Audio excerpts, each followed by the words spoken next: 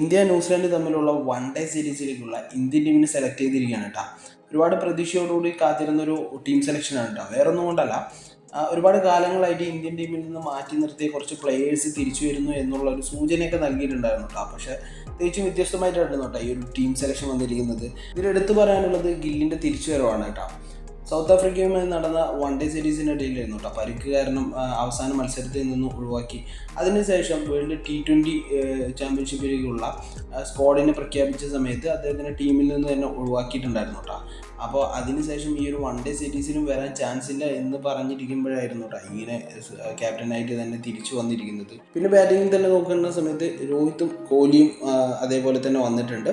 പിന്നെ പുതിയതായിട്ട് എൻട്രി കൊടുത്തിരിക്കുന്നത് ശ്രേയസ് അയ്യരാണ് കേട്ടോ. ശ്രേയസ് അയ്യർ ഓസ്ട്രേലിയൻ സീരീസിനിടയിലായിരുന്നു കേട്ടോ പരിക്കിന് തുടർന്നിട്ട് പിന്നെ ഒരുപാട് കാലം അദ്ദേഹം ശസ്ത്രക്രിയയൊക്കെ ആയിട്ട് ടീമിൽ നിന്ന് മാറി നിൽക്കുമായിരുന്നു. എനിക്ക് പൂർണ്ണമായിട്ട് മാറിയിട്ടില്ല, അതുകൊണ്ട് തന്നെ ന്യൂസിലാൻഡുമായിട്ടുള്ള പര്യടനത്തിന് ഉണ്ടാവില്ല എന്നെല്ലാം ന്യൂസുകൾ വന്നിട്ടുണ്ടായിരുന്നു കേട്ടോ. അതിനിടയ്ക്കായിരുന്നു കേട്ടോ ഈ ഒരു സ്ക്വാഡ് പ്രഖ്യാപിച്ചതിൽ അദ്ദേഹം ടീമിൽ വന്നിരിക്കുന്നത്.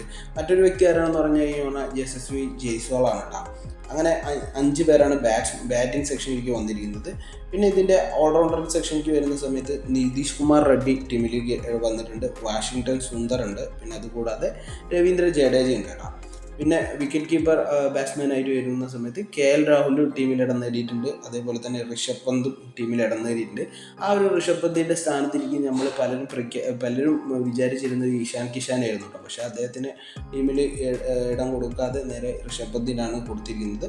പിന്നെ ബോളിംഗ് സെക്ഷനിലേക്ക് വരുന്ന സമയത്ത് ബുംറയ്ക്ക് റെസ്റ്റ് കൊടുത്തിട്ട് സിറാജിനെ ടീമിൽ കൊണ്ടുവന്നിട്ടുണ്ട് കേട്ടോ. പിന്നെ ഹർഷിത് റാണ അതേപോലെ തന്നെ തുടരുന്നുണ്ട്. പ്രസിദ്ധ് കൃഷ്ണയും അതേപോലെ തന്നെ തുടരുന്നുണ്ട്.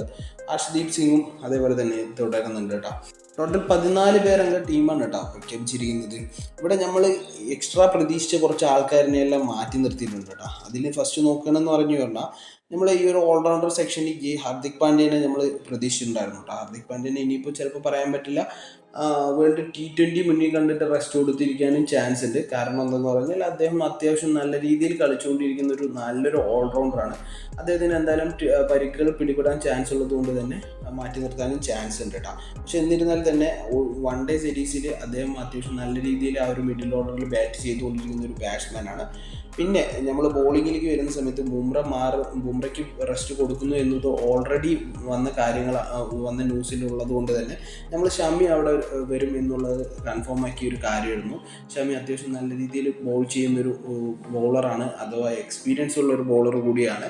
അതുകൊണ്ട് തന്നെ ഷമി വരും എന്ന് പ്രതീക്ഷയുണ്ടായിരുന്നു. പക്ഷേ ഷമിൻ്റെ ടീമിൽ ഉൾപ്പെടുത്തിയിട്ടില്ല.